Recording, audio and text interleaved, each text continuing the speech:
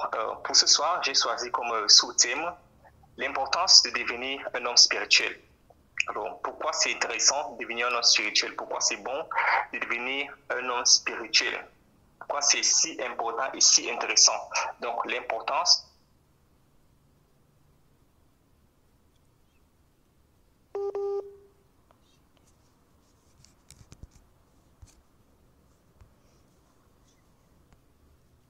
Oui, allô, on t'écoute. Oui, on t'écoute. Chapitre 3, verset 3 à 4. S'il vous plaît, que quelqu'un ouvre rapidement Galates 4, verset 1. Et une autre personne peut chercher 1 Pierre, chapitre 3, verset 3 à 4.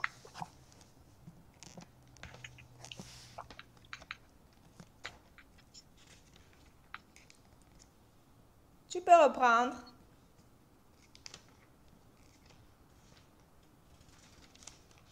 Le passage, c'est 1 Pierre, chapitre 3, verset 3 à 4.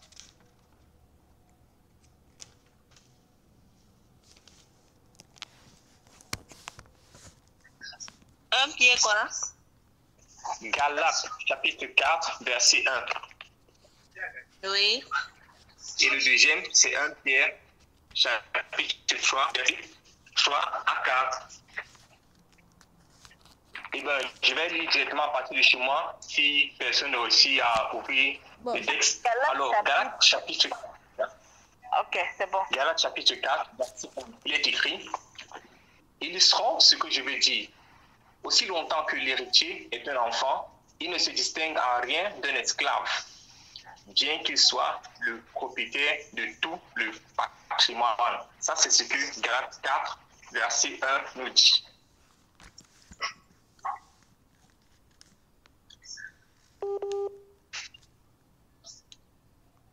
Un Pierre, chapitre 3.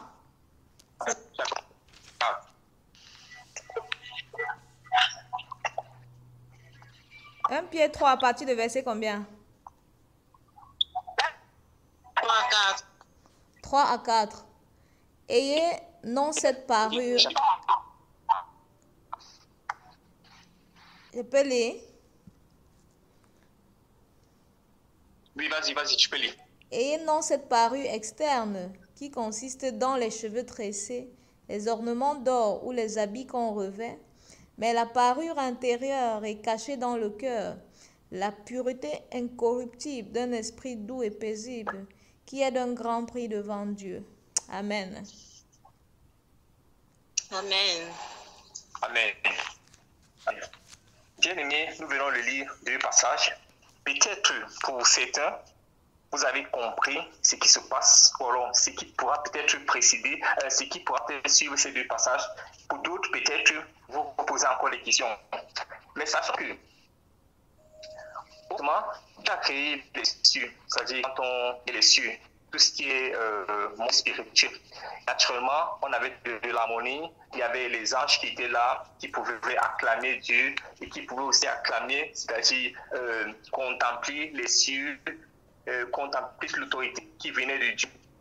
Et la Bible nous dit, tout cela est pas. Seulement, cette perfection a été enfin par une rébellion. Et après cette rébellion passée, Dieu a créé ce qu'on appelle le monde matériel. Et quand le monde matériel, on fait allusion à quoi? Aux plantes, aux animaux, aux eaux, aux luminaires, et bien sûr, surtout, la plus importante, l'homme. C'est-à-dire quoi? C'est-à-dire. Mais maintenant, qu'est-ce qui se passe? Que dans ce monde matériel où se trouvent les plantes, les animaux, les montagnes, les grandes eaux, les luminaires et l'homme, notre vie dépend de notre capacité à maîtriser les choses spirituelles. Rappelons-nous, le thème c'est devenir un homme spirituel et l'important de devenir un homme spirituel. Donc, lorsqu'un homme humain, lorsqu'on regarde le ciel où l'homme invisible, classé dans l'homme selon catégorie. La première catégorie, l'homme animal. Ça, parce que mes prédécesseurs l'ont dit. Ensuite, on a l'homme charnel. Et enfin, nous avons l'homme spirituel. Qu'en est-il donc de ces trois classes d'hommes?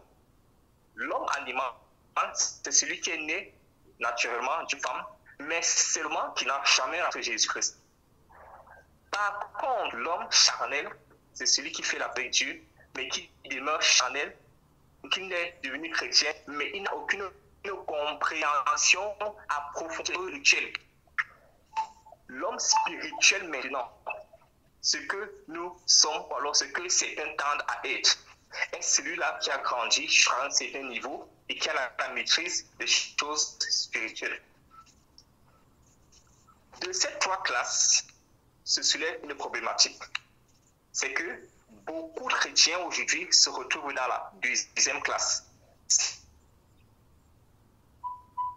Il faut rappeler, homme animal, deuxième classe, homme charnel, troisième classe, homme spirituel. Et beaucoup, justement, la problématique, c'est que beaucoup se retrouvent dans la deuxième classe. Toutefois, malheur à vous, ou alors tous ceux qui vont se retrouver dans la première classe. Parce que si vous êtes encore dans la deuxième classe, c'est-à-dire la classe de l'homme charnel, les choses peuvent encore s'arranger, les choses peuvent être encore négociables. Mais si on se retrouve dans la première classe, qui est la classe de l'homme animal, c'est dangereux. Esprit de toute chair. Ça veut dire quoi? Ça veut dire que ceux qui sont dans la première classe, la classe des hommes animaux, alors la classe de l'homme animal, ce sont eux justement qu'on utilise facilement, qu'on attrape facilement pour venir en rançon, soit dans les sectes, soit dans le femmes-là, soit dans la sorcellerie. Et ce sont ces gens-là qui partent facilement. Bien aimé, tu es d'accord avec moi que tu ne peux pas être spirituel et on te vend. C'est impossible. Maintenant, la deuxième classe, la classe de l'homme charnel. L'homme charnel a accepté Jésus, mais le souci avec l'homme charnel, c'est qu'il n'a pas pris le temps de grandir, il a accepté les choses spirituelles. Et ça fait donc qu'il risquerait de devenir ou alors de demeurer un esclave. Voilà pourquoi, tout à l'heure, nous avons lu Galates chapitre 4, verset 1, qui dit « Aussi longtemps que l'héritier est enfant, je dis qu'il ne diffère en rien d'un esclave, quoi qu'il soit maître du tout. » Pourquoi? Parce qu'il a certes accepté Jésus-Christ, il a dit oui à Christ, mais à cause de son empantillage dans les choses spirituelles, il peut s'avérer qu'il soit encore un esclave. C'est ça la problématique. Allô? Oui, allô, on t'écoute.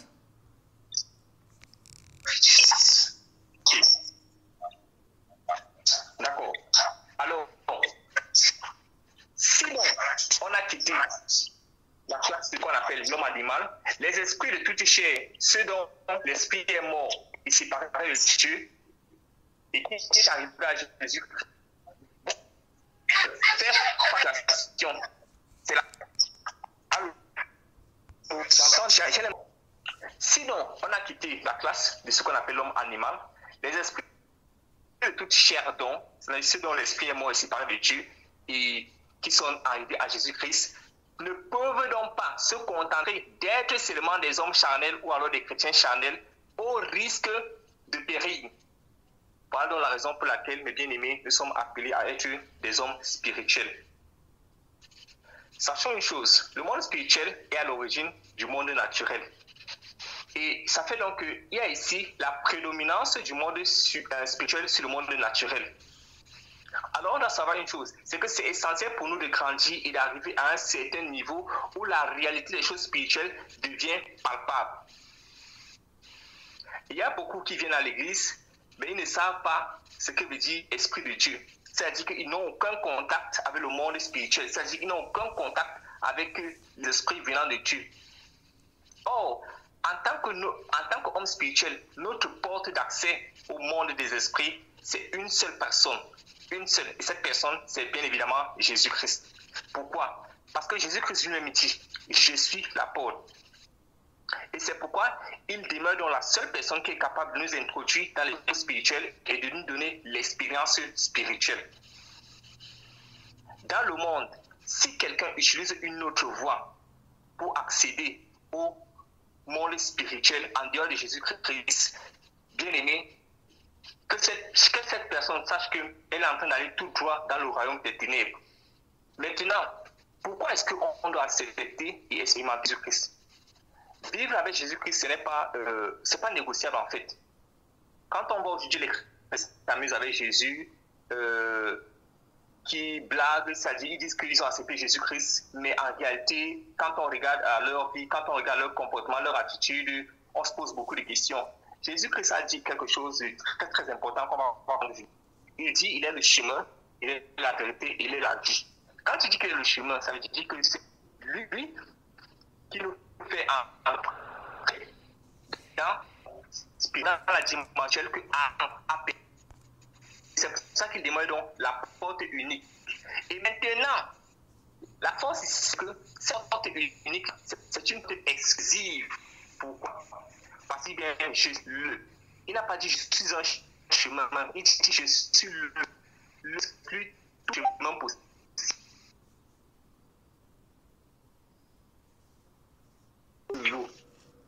Tu ne peux rien faire dans le monde matériel sans l'appui du monde spirituel. Tu dois le savoir.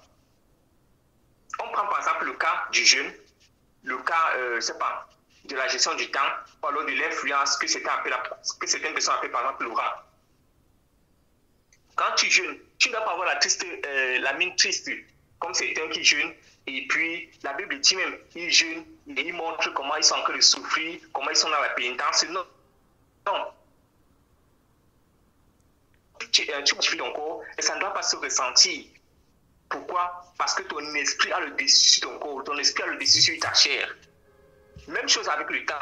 On dit dans le groupe Chosen Generation, levez-vous à 5 heures et commencez la prière. 5h00, c'est 5 heures. Mais vous allez voir les gens qui vont rester tranquilles, ils vont dormir. Ouais, j'ai bien envie de prier, je veux prier, mais je n'arrive pas vraiment. Le sommeil, c'est trop sucré, à 5 heures là, c'est trop bon. Peut-être que je me couche, on va seulement se voir le soir lorsqu'on va prier. Là, il y a des questions à se poser. Tu vas te dire spirituel, mais en réalité, tu es encore un homme charnel. Pareil à l'influence. Tu dois pouvoir arriver à certains endroits où lorsque tu es présent à ces endroits-là, ta présence, à cause de ton esprit, influence tout ce qui se trouve autour.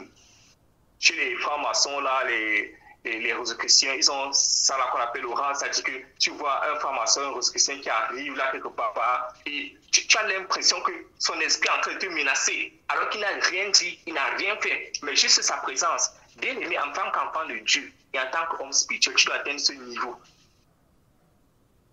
Beaucoup de chrétiens vivent sans avoir conscience de la prédominance de l'esprit entier, et aussi, ils ne se rendent pas compte qu'en réalité, l'esprit est la matrice du matériel. Donc, l'esprit doit influencer tout ce qui est matériel. Et on doit avoir conscience de ça. Beaucoup se lèvent chaque jour, ils marchent. Quand il y a un problème, quand un problème, par exemple, ils essaient de problème avec leur poste, leur moyen. Oh, ils ignorent. C'est sur un problème. Il faut d'abord aller où? À son origine. Si tu ne fais pas ça, tu es encore un néophyte, tu es encore un népios, tu es encore un nouveau-né, tu es encore un bébé spirituel, tu es encore un enfant. Donc, en tant que véritable homme spirituel, nous devons savoir que c'est l'invisible qui domine sur le visible. Et si tu es vraiment un homme spirituel, tu dois savoir que il te sera difficile, vraiment difficile, de visible sans shifter d'abord vers l'invisible. Ma troisième approche de ce qu'est un homme spirituel, c'est celui qui a fait grandir son esprit. C'est un niveau où c'est l'esprit qui conduit. C'est-à-dire qu'il n'est pas conduit de l'extérieur, mais il est conduit de l'extérieur. Son esprit influence son corps, son esprit influence même son âme. Parce qu'on sait très souvent qu'il y a bataille entre ces trois-là. Parfois, c'est l'esprit qui parle, d'autres vont dire que ouais, mon esprit me dit que, certains vont dire que ouais, mon corps fait que, d'autres vont dire que mon âme a dit que. Il y a toujours cette bataille constante entre ces trois-là. Et c'est ce qu'on appelle, et cette bataille est appelée conflit d'affirmation. Tu dois pouvoir atteindre un niveau où ton esprit devient celui qui décide de ta vie. grâce à ton esprit élevé, grâce à ton esprit éveillé, grâce à ton esprit expérimenté, une chose ne peut se produire sans que cet esprit-là ne soit alerté. Ça, ce sont les vérités d'un homme spirituel. Parce qu'il a grandi à un niveau où il y a certaines choses même que Dieu ne pourra plus cacher à cette personne. Pas parce que Dieu ne peut pas cacher, mais parce que il y a une connexion qui pratiquement ne peut jamais être interrompue. Il y a une connexion qui ne peut jamais être interférée par quelque onde possible. Ce n'est pas possible. Bien aimés, nous devons devenir des hommes spirituels. Sinon, nous serons des victimes. Le monde dans lequel nous nous trouvons actuellement n'est pas bien. Tu es assis avec les gens, tu manges avec eux, mais par derrière, ce sont ces mêmes personnes qui te tuent. Tu es avec les gens, ils ne sont pas sincères avec toi, mais ils sourient avec toi. Jésus, par exemple, était un homme spirituel, ça nous le savons.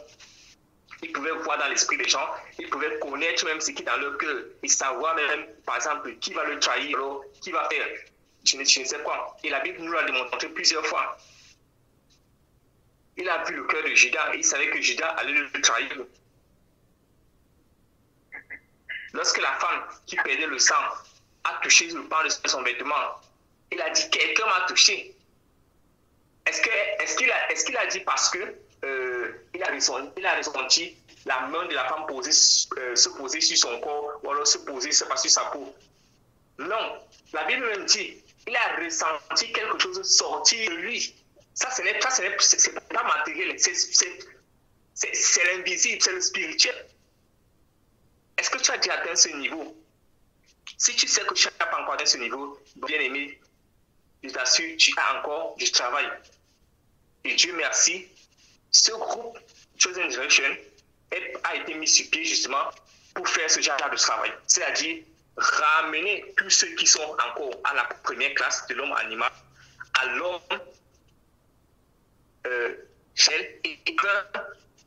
l'homme spirituel.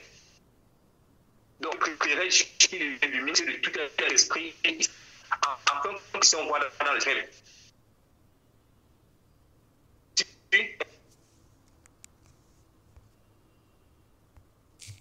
Conscience du monde spirituel, les lois, c'est par là que je vais chuter. Lorsqu'on a conscience du monde spirituel, les lois du monde naturel sont suspendues au profit des lois du monde spirituel.